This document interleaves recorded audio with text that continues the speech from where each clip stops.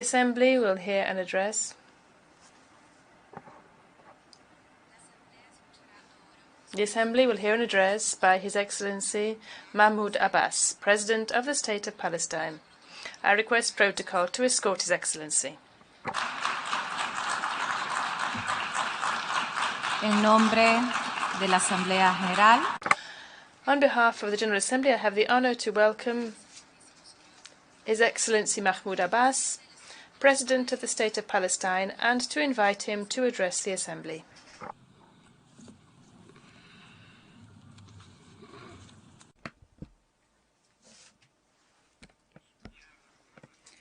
In the name of God, the merciful, the compassionate, Your Excellency Chaba Korochi, President of the General Assembly,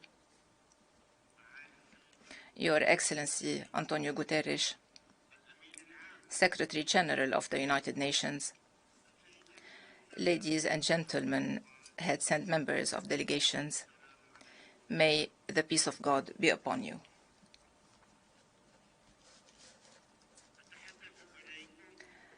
I am addressing you today on behalf of more than 14 million Palestinians whose fathers and ancestors have lived the tragic Nakba 74 years ago, and they are still living the spillovers of this Nakba, which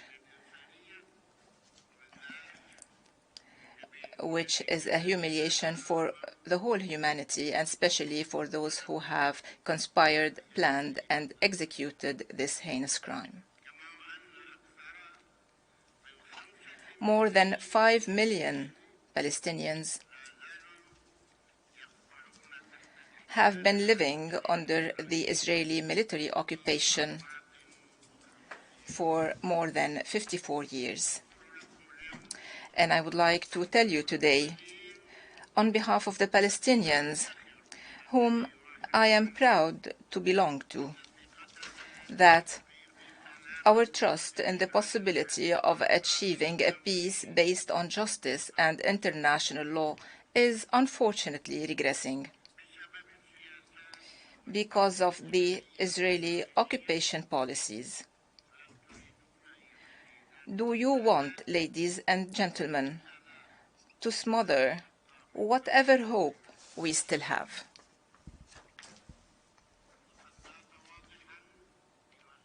It is clear, ladies and gentlemen, that Israel, which is ignoring the resolutions of the international legitimacy, has decided not to be our partner in the peace process. It has undermined the Oslo Accords, which it had signed with the PLO.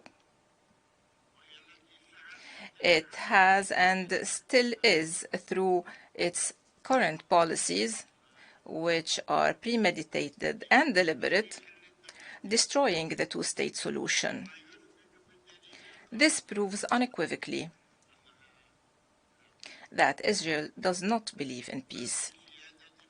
It believes in imposing a status quo by force and by aggression. Therefore, we do not have an Israeli partner anymore to whom we can talk. Israel is thus ending its contractual relation with us. And it is making the relationship between the State of Palestine and Israel a relationship between an occupying state and an occupied people, nothing more. Therefore, we will only deal with Israel as such, and we call upon the international community to deal with it as such as well. Israel has chosen that itself. We did not make that choice. Israel made that choice.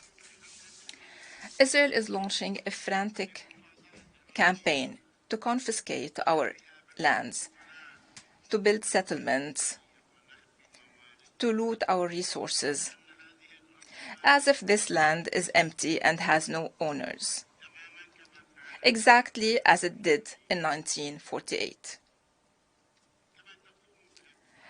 Israel is giving total freedom to the army and to the terrorist settlers who are killing the Palestinian people in broad daylight, looting their land and their water, burning and demolishing their homes, compelling them to pay for the demolition, or forcing them to destroy their homes with their own hands and uproot their trees. All this with an official protection. Can you imagine what is happening? Israel is telling the Palestinian people, either you demolish your house or I will demolish it myself. But demolish it yourself with your own hands, it's better, because if I demolish it, you will have to pay the cost of the demolishing. Have you ever heard about this? Can you imagine what is happening? This is what is taking place. I have to demolish my house, or they demolish my house and they make me pay for it.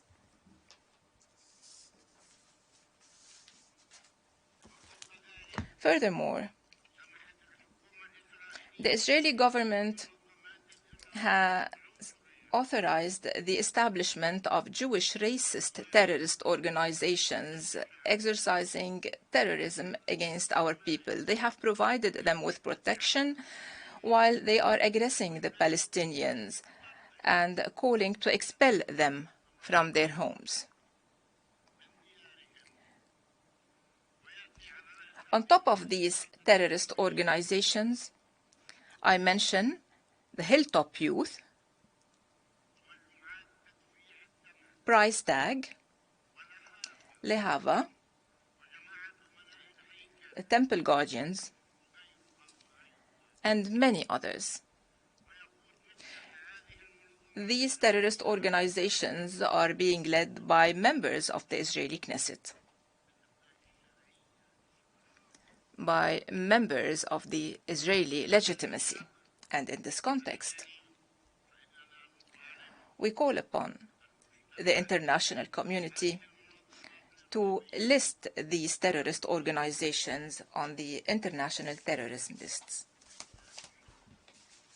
This is the only place they deserve.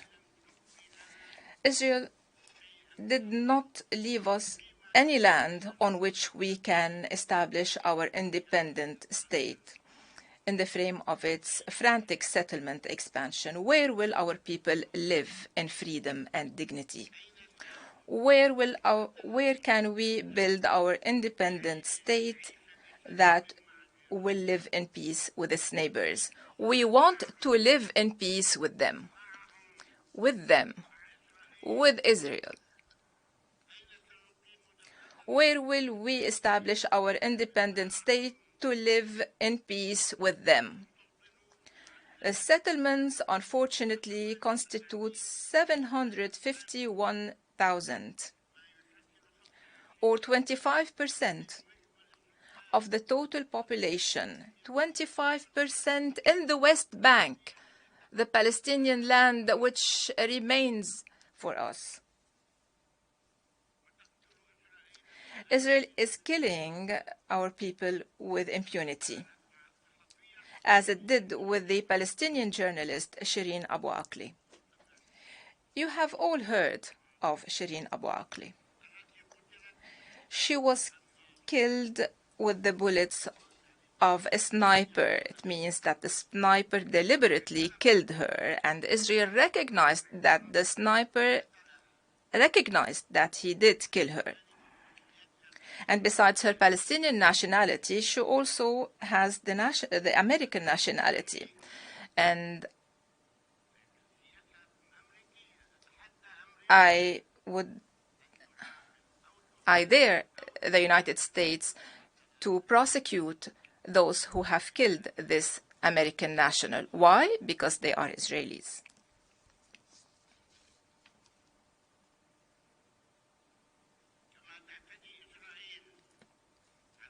Israel is also targeting our sacred holy sites, Christian and Islamic, especially in Jerusalem, our eternal capital and the crown jewel. And I would like to reiterate here our attachment to the Hashemite custodianship on these holy sites. Those are the Muslim and Christian holy sites that are being targeted on a daily basis by Israel without any justification, every day. Here they are attacking the funerals of Shireen Abu Akleh inside the church, inside that holy place. They have attacked the procession, and this is what Israel is doing in the holy sites. Israel is also imposing falsified curricula in our schools in occupied Jerusalem. They are inventing curricula. With the same authors, they take the book and they change what is put in that book, and then they impose the curricula on our children to control what they are learning. This is a violation of international law. Israel is also disrupting the presidential and legislative Palestinian elections by forbidding the Palestinian citizens in Jerusalem to take part in these elections. And this has taken place in 1996, in 2005, and in 2006. So there are 3 precedents, 3 times where they did so. And they ask us, why don't you organize elections? We are ready. We have issued the decrees to organize these elections, and we have decided to organize the elections, but Israel did not allow us to do so. Therefore, we did not cancel the elections. We only postponed them. When Israel allows, or when some tell her that she can allow, or when some order Israel that they can allow for these elections to take place, then we will organize them. Israel is enacting racist laws, consecrating the apartheid regime. Yes, apartheid. And if they do not like the appellation, this is the truth. They are an apartheid regime.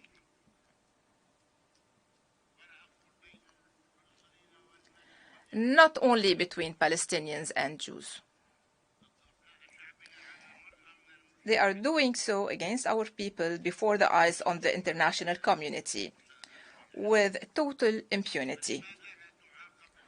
Why isn't Israel being held accountable for violating international law? Who is protecting Israel from being held accountable? I have no idea.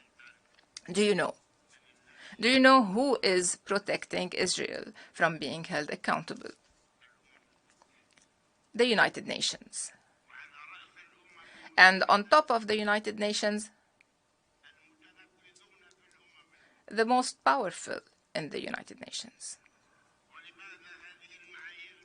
Why these double standards?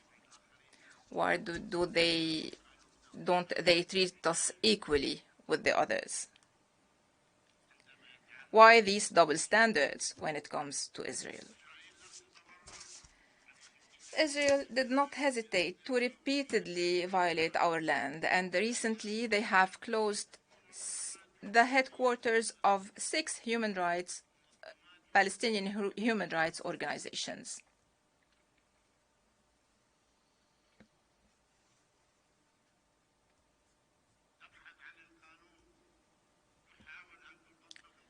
They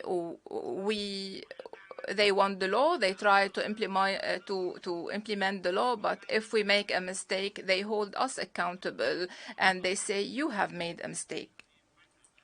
Suddenly, Israel considers that these organizations are terrorist organizations, and they raid their headquarters and they loot their assets. They confiscate their documents and burn them. They do whatever they please. And the whole world is saying that this is wrong, except for Israel. It is saying that it is not wrong. This is what Israel has done in the offices of these human rights organizations.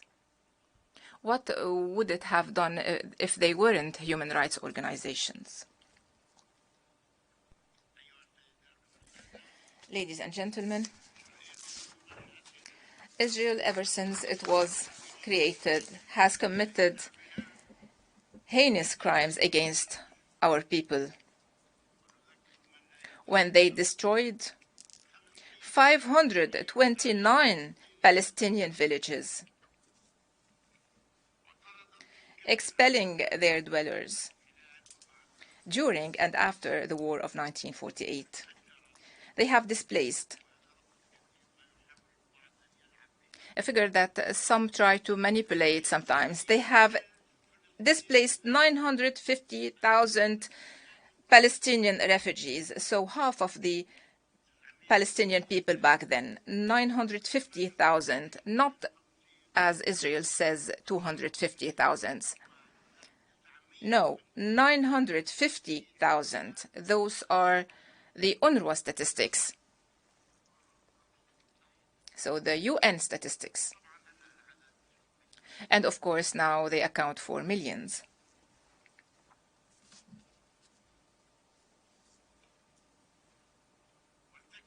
Israel has committed, ever since and until now, more than 50 massacres. More than 50 massacres. Since 1948 and until today. And some of those massacres have been recently committed, and Israel recognized that it had deliberately committed these massacres and that they have targeted the farmers coming back from their agricultural land, and they killed them in cold blood. 50 or 51 massacres. The most recent of which was against Gaza, which was targeted with missiles.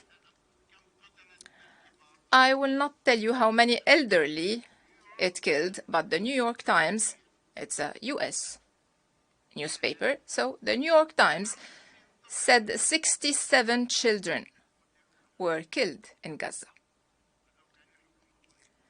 Of course, they were carrying missiles, and they were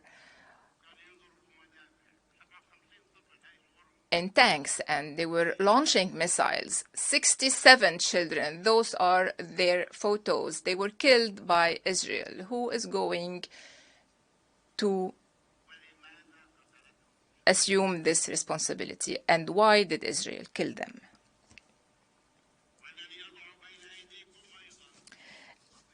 And I would like to give you lists of these villages that were destroyed, of these massacres that were perpetrated, and I would like to ask Israel from this rostrum to recognize its responsibility for destroying these villages, committing these massacres, and displacing the Palestinian citizens, and to apologize to the Palestinian people. After all this killing, they have to apologize.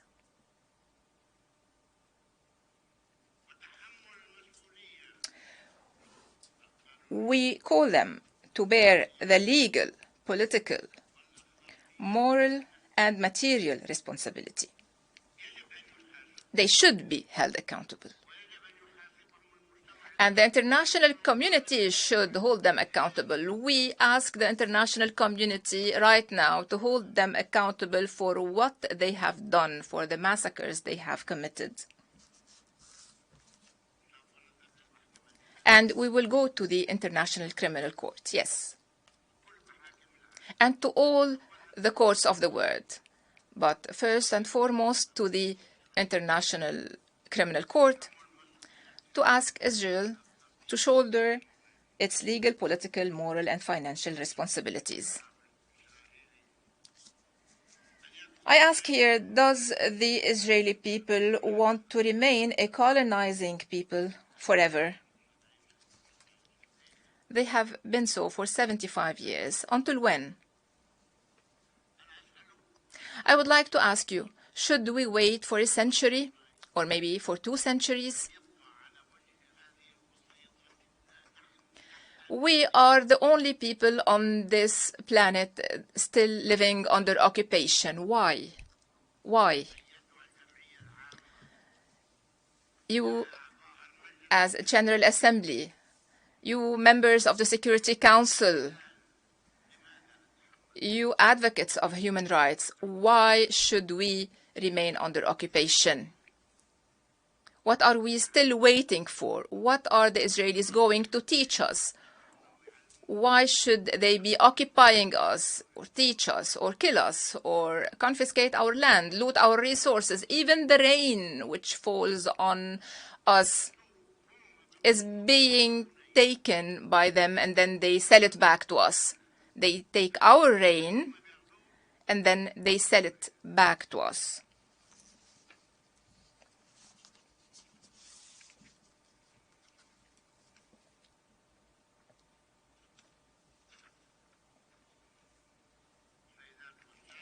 Ladies and gentlemen, we do not accept to remain the only party respecting the agreements we have signed with Israel in 1993. Those agreements are not valid anymore because of the persisting violations of Israel. And although we have asked Israel to end its occupation and its hostile measures and policies and all the unilateral actions that were stated explicitly in the Oslo Accords, and which President Biden mentioned to me in person. He said that unilateral actions should be ended, and Israel was the first to violate this, and it is taking all unilateral actions while we haven't taken any unilateral action, and we do not want to do that, and we do not want to violate laws. But until when? Until when we will respect and be the only ones respecting these agreements? Therefore, it is our right, rather our obligation, to look for other means to recover our rights and to achieve a peace built on justice, including the implementation of the resolutions that were adopted by our leaderships, especially our parliament. 7 years ago, the parliament adopted decisions, and we used to tell them, wait for a while, maybe things will change, be patient, maybe the US or Israel will change their stance, but no one listened to us.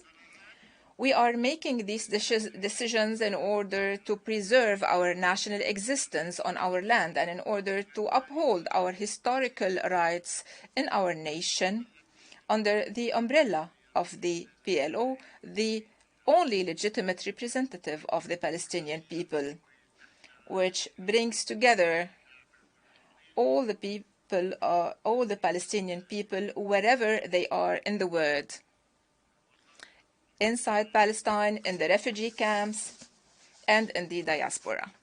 All those who have the Palestinian nationality or used to have the Palestinian nationality fall under the umbrella of the PLO. Dear participants, the United Nations,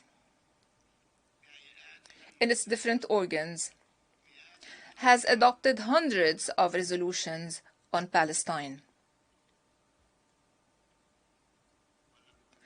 None was implemented.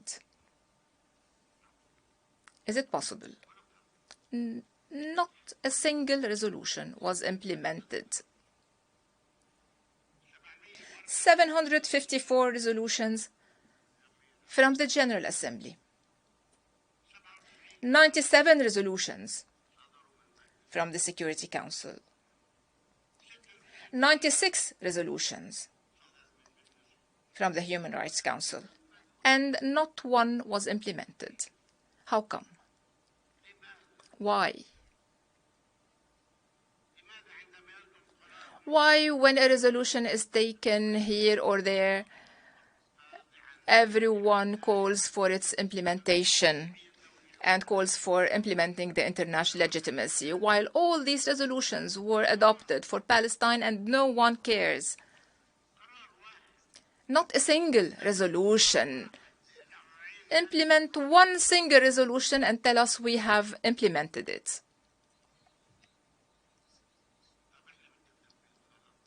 We want the implementation of a single resolution. And right now, Resolution 181, which you have adopted. Resolution 181 is the resolution that we want to be implemented. We want you to implement Resolution 181.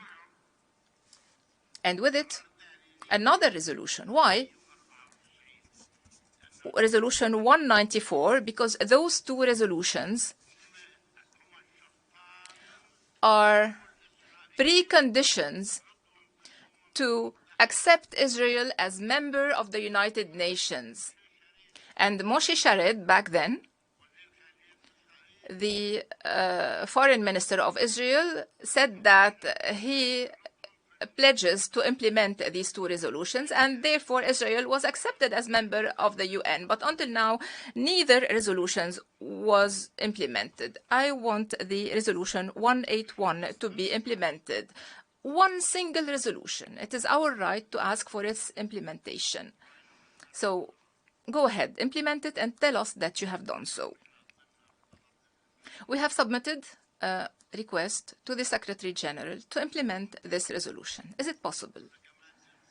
Or are you going to ignore us once again, as you have been doing for so long?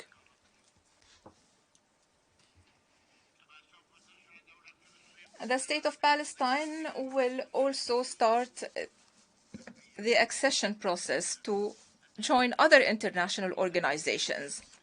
We were allowed to join as an observer state to the UN. We are an observer state in the United Nations. 15 million Palestinians, all of them educated. All of them highly educated, but we are only observer members. Fine. But this membership allowed us to accede to other international organizations. And starting tomorrow, we will pursue this. And it is our right to do so. And we will be joining the WHO, the WIPO, and the ICAO. We are going to accede to these organizations, and this is our right, and no one can blame us. The Security Council has adopted clear resolutions, the implementation of which will achieve a just and comprehensive peace, the most recent of which was Resolution 2334. In 2016, the Security Council and the United States itself submitted this resolution. The resolution was adopted, and 2 days later, Mr. Trump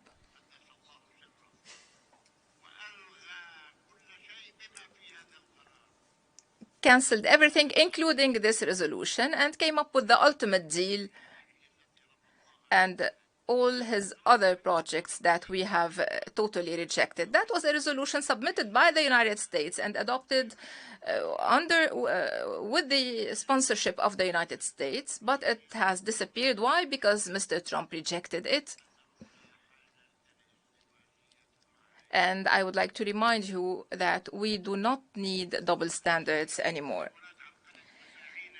If we are prohibited from getting a full membership for the state of Palestine in the United Nations and protecting the Palestinian people, we have been asking you to protect us from aggression, but no one has done anything. And if no practical measures are taken to end occupation and achieve peace, we will have to resort once again to the General Assembly and ask the resolution to take the necessary legal and political steps to achieve that goal. And then we hope, we have the right to hope. We hope to be able to hope. We are living on this hope. We are confident.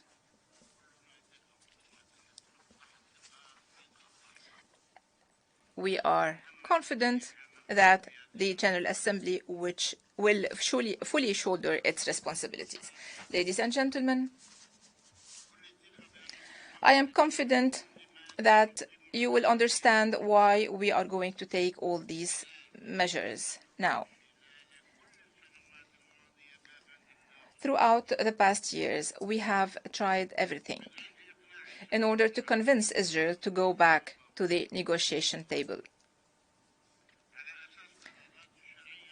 based on the resolutions of the international legitimacy and the signed agreements, but Israel refused and is still refusing to do that. Ladies and gentlemen, with all due respect to what the international community has done or has tried to do, at least, because they haven't done everything. So despite what the international community has done or tried to do in terms of supporting politically and materially our people and our just cause, it was unfortunately unable to end occupation and to end the heinous and continuous Israeli aggression on our people and to protect our people. We want to be protected. Please protect us. Protect us. We will not resort to weapons. We will not resort to violence, I promise you. We will not resort to terrorism. We will fight terrorism with you, hand in hand, but protect us from violence, like you are doing for the other peoples of the world. Today, the occupying state is acting as a state above the law. Why? Do you know why Israel is acting as if it were a state above the law? Why? Can anyone answer me? No one will answer me. Surprisingly, states like the United States pretend to uphold international law and human rights, while at the same time providing, and I will speak frankly here, while at the same time providing unlimited support to Israel, protecting Israel from accountability, and assisting Israel to pursue its hostile policies in contempt to the whole international community. Israel wouldn't have been able to do what it did without the cover or the support of these states. Honestly put, if you don't want to say it, because it is not politically correct, I will say it.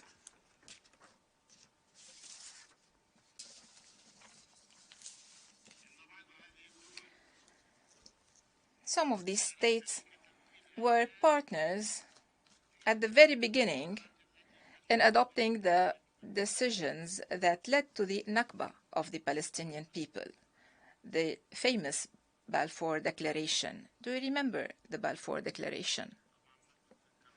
Of course, you do not remember it because we are the only ones suffering its consequences. And after the Balfour Declaration, the mandate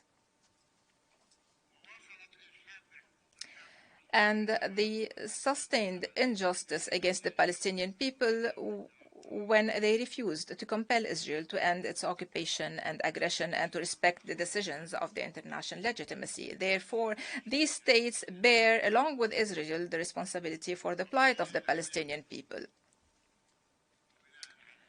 Therefore, we ask the United Kingdom, the United States, and Israel, the three of them. And this is official. This is an official request. We ask them to recognize their responsibility for this major crime that was committed against our people and to apologize. We ask for a remedy and redress and for compensation to the Palestinian people, compensations that would be decided by the international law. Whatever you decide, we will accept it. We want recognition of the injustice. And do you think this will take place? No. Sad enough, ladies and gentlemen, the United States and several European states, which are calling for the two-state solution and recognize the state of Israel, they say that we want the two-state solution, we support the two-state solution, we recognize the state of Israel, fine, but where is the other state? Well, no, the other state exists. It is there. Recognize it for things to proceed, for peace to be upheld. These states did not recognize the state of Palestine so far, and they threaten to use the veto right if we try to ask for a full membership in the international organization. If we ask, or when we ask for the full membership, they threaten us to use the veto right. To whom can we complain? To God. Palestine, the observer state in this organization for 10 years now, has proved that it qualifies for full membership. You have all recognized this. Palestine have been working seriously and in full responsibility with the other states of the world in the different committees and specialized organs, and it has chaired successfully the G77 and China.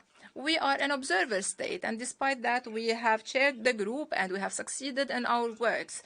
So why aren't we allowed to be full members? What are we lacking? Why can't these states recognize the state of Palestine and accept its full-fledged membership in the United Nations? Therefore, we wish, and therefore we beg, and therefore we plead, and we reiterate our request to get this full membership now. And we ask, why are you implementing double standards against us? We are the exception. We are the only ones in the world on whom double standards are being applied. On the other hand, I would like to call upon the Secretary General of the United Nations to work relentlessly to elaborate an international plan to end the occupation of the land of the State of Palestine, to achieve peace, security and stability in the region, in line with the resolutions of the international legitimacy and in line with the Arab Peace Initiative. The Arab Peace Initiative has been violated by some, but it is there, it exists. The resolution is Resolution 1515, so why don't we implement it? Ladies and gentlemen,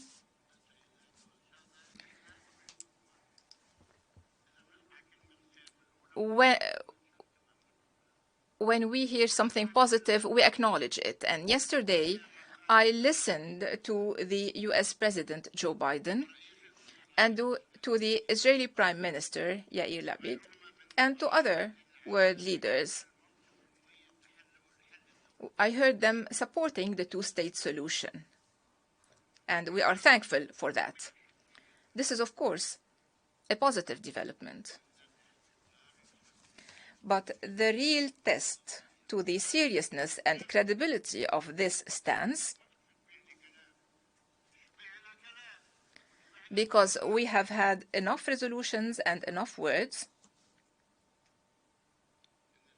so the true test to the credibility and seriousness of this stance is for the Israeli government to go back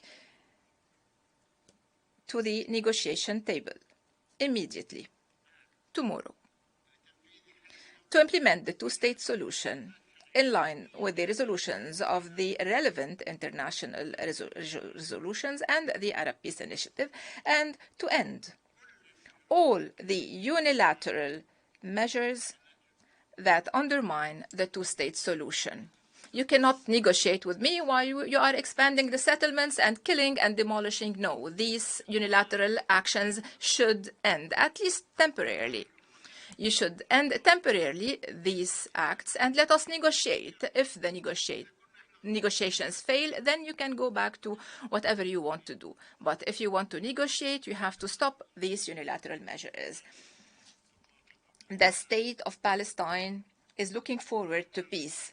Let us make this peace to live in security, stability, and prosperity for the benefit of our generations and all the people of the region. We want peace. We are fighting terrorism wherever it is, and you know perfectly well that between us and 85 states in the world, we have signed agreements to fight terrorism.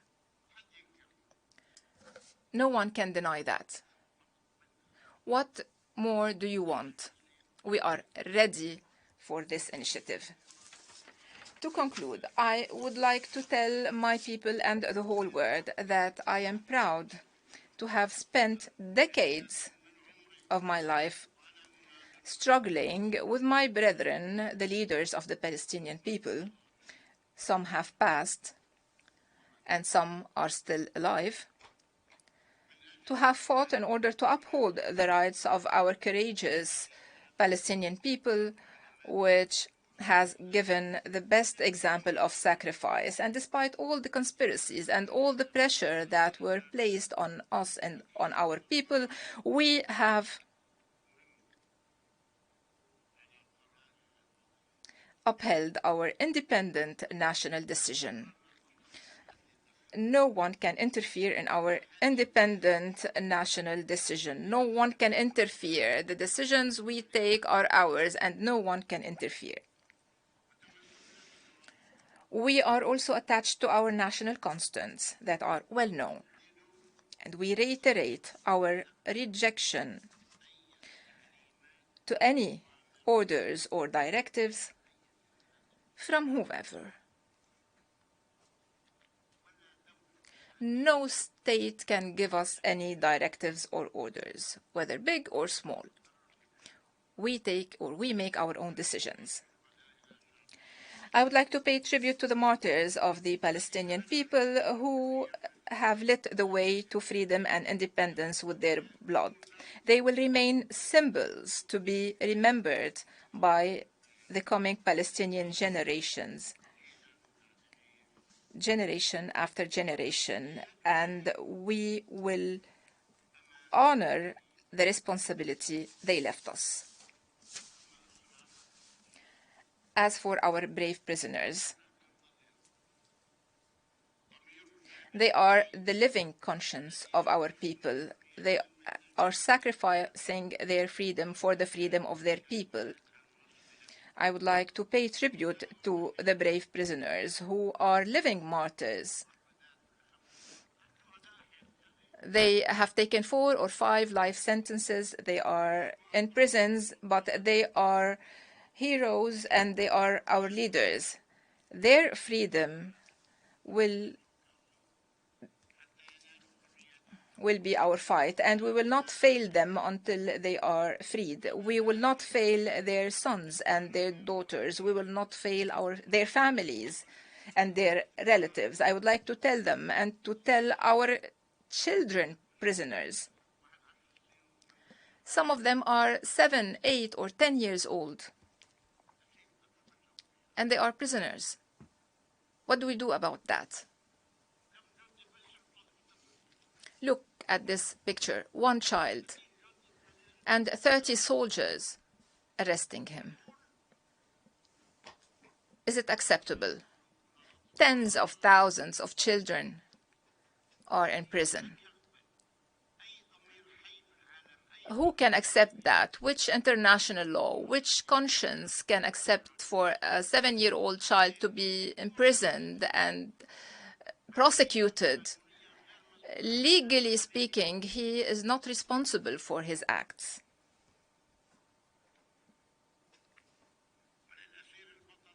And I would like to tell the hero prisoner Nasser Abu Hamid. Nasser Abu Hamid was indicted and convicted. Look at him, how he was and how he is now. He is waiting for his death any time now. His mother is asking to see him for a single minute. Why aren't you allowing his mother to see him for a single minute? She is a mother of a martyr. Nasser Abu Hamid is a hero, is a martyr, and she has among her sons prisoners and martyrs, and she wants to see her son for a single minute before he passes away. No religion, no law can accept this. From this rostrum, I would like to pay tribute to the mother of Nasser, the mother of martyrs and of prisoners. Unfortunately, the occupying power did not allow her to see her son, the hero, the prisoner, for a single minute while he is struggling against death because of medical negligence. He is a cancer patient. He is a prisoner. He committed a crime, but from the human point of view, he should be treated, but he's not allowed to be treated, he's not allowed to see his mother, and no one is allowed to see him even after he passes away. They take the prisoner who passed away and they do not allow his family to take him back. This has been going on since 1967. There are martyrs who are placed in boxes with numbers away from their families. Who can accept that? To conclude, I would like to tell you, ladies and gentlemen,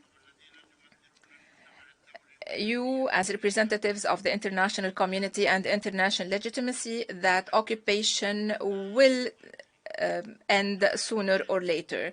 So let us now, you who bear the responsibility for the implementation of your resolution, let us achieve that in order to build just a comprehensive peace instead of achieving peace with more sacrifice. Dear brothers, we have waited too long. We are tired. Do you have a solution? I need a solution. Thank you. En nombre de la Asamblea. On behalf of the Assembly, I wish to thank the President of the State of Palestine for the statement just made, and I request protocol to escort His Excellency.